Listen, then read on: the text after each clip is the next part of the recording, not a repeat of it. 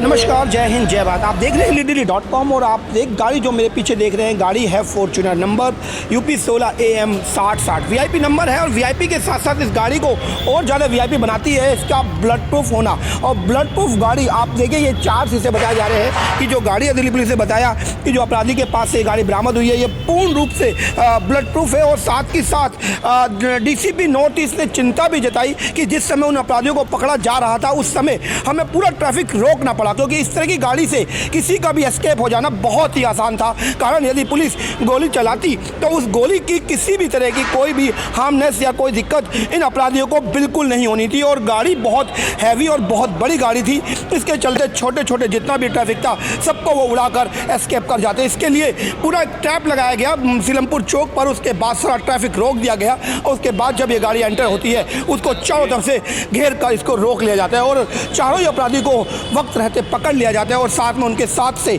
जो 3 loaded pistol, जो handmade pistols हैं, उनको भी बरामद कर लिया जाता है। और जिस तरीके से बात आ रही है कि ये अपराधी एक बड़ी खेप की सप्लाई कर चुके थे, उसका पैसा लेकर निकलने वाले थे, वो 6.5 लाख रुपए भी बरामद कर लेते हैं। लेकिन अभी दिल्ली पुलिस के लिए वहाँ पहुँचना एक चुनौतीपूर्ण हो गया है कि किनको वह हथियार सप्लाई करके यह पैसा ले चुके हैं और साथ ही साथ किस बड़ी वारदात को उन हथियारों से अंजाम देना था, यह भी देखना बाकी है। और बड़ी खबर है कि जिस तरीके से हथियारों की खेप को, और साथ ही साथ ये अपराधी बताए जा रहे हैं कि ये छेनू गैंग से संबंध रखते हैं। और छेनू और नासिर गैंग का आपस में एक लंबे समय से वार चल रहा है। और नासिर गैंग का सरगना हासिम बाबा भी कुछ दिन पहले दिल्ली पुलिस ने पकड़ लिया था। उसके बाद छेनू को भी उससे पहले जयपुर हाईवे से पकड़ा जा चुका था। उसके बाद भी यह गैंग किस तरीके से जेल के अंदर रह के भी अपनी आपराधिक गतिविधियों को अंजाम दे रहे हैं, लगातार इस तरह की वारदातें सामने आ रही है, बड़ा ही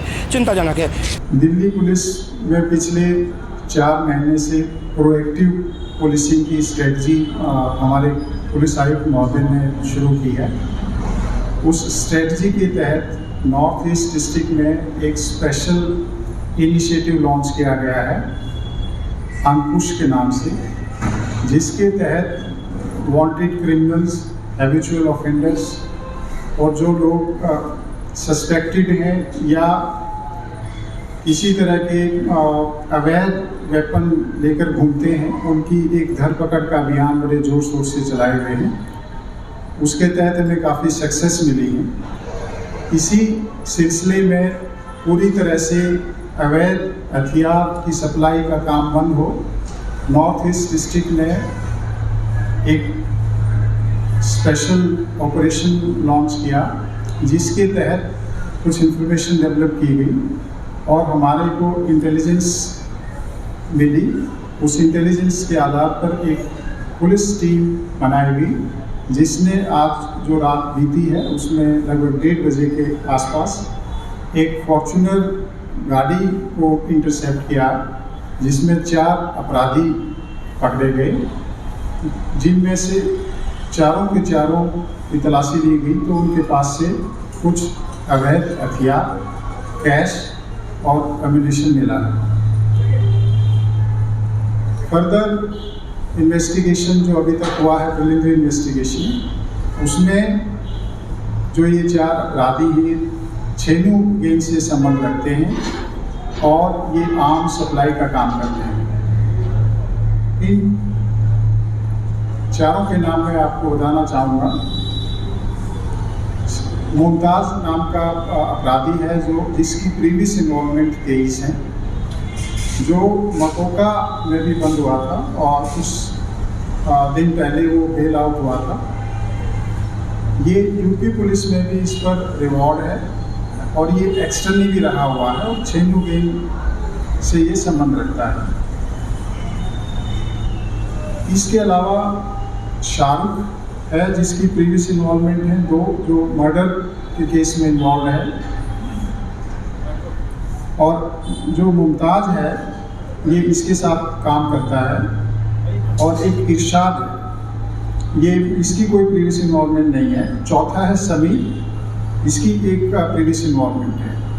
इनके कब्जे से जो हमें मिला है वो basically 3 sophisticated semi automatic pistols मिले हैं, 18 लाइव कार्ट्रिजेस मिले हैं एक स्पेयर मैगजीन मिली है, 6.5 लाख के लगभग कैश मिला है और टोयोटा फॉर्च्यूनर मिली है जो कि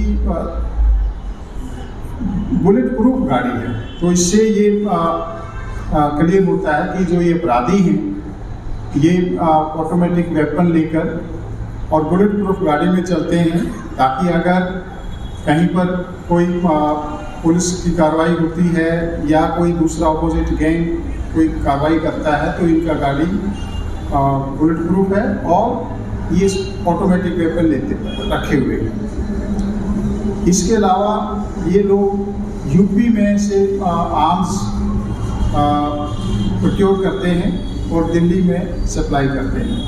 अभी इसमें इन्वेस्टिगेशन जारी है और जो ये सप्लाई की चेन है कि कहाँ से ये प्रोक्योर करते हैं और कहाँ पर ये आगे सेल करते हैं, ये वैसे जो अभी इंफॉर्मेशन है वो बडिंग क्रिमिनल्स को भी ये सेल करते हैं और जो दूसरे के चेन गैंग के मेंबर्स हैं उनको भी सप्लाई करते हैं। जो फर्दर इन्वेस्टिगेशन है वो भी इसमें जारी है और अभी इनको आर्म्स एक्ट में बंद कर दिया गया है। Thank you. जो गाड़ी थी वो कैसे इनके पास आई और क्या कोई आम आदमी गाड़ी ले सकता है? देखिए, बुलेट प्रूफ जो गाड़ी है वो इन्होंने कहाँ से मॉडिफाई करवाई है और उसमें कौन किसने उनकी मदद की है तो वो अभी ड्यूरिंग इन्वेस्टिगेशन पता लगेगा। अभी इन्वेस्टिगेशन जारी है।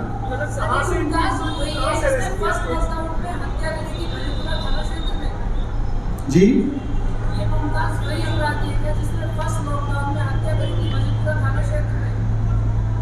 अभी जो हमारे पास टोटल इन्वॉल्वमेंट है वो 23 इन्वॉल्वमेंट है, तो वो एग्जैक्ट किस किस क्रिमिनल एक्टिविटी में इन्वॉल्व था वो पूरी डिटेल अभी मेरे पास नहीं है, वो आपसे शेयर कर ली जाएगी।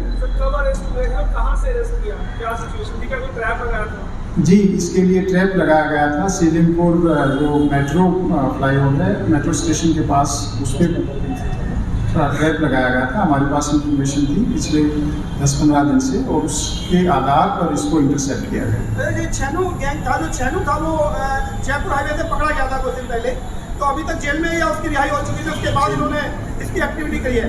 जो अभी तक मेरी जानकारी है वो भी जेल में। सर, मुमताज में कितने मुकदमे हो सकते हैं? 23 केसेस ऑलरेडी हैं, बाकी अभी इंटरोगेशन से क्लियर होगा कि उसके बाद में कहीं दूसरी जगह किए हैं या नहीं किए हैं और कहाँ पे वांटेड है। सर, ये गैंग क्या किसी बड़ी वारदात में शामिल था? दिल्ली के अंदर कोई बड़ी इन्वॉल्वमेंट थी? अभी वो इन्वेस्टिगेशन कर रहे हैं। 6.5 लाख। यूपी में भी एक ट्रिपल मर्डर केस इसके में ये इन्होंने मुमताज़ ट्रिपल मर्डर केस में इसकी इन्वॉल्वमेंट है।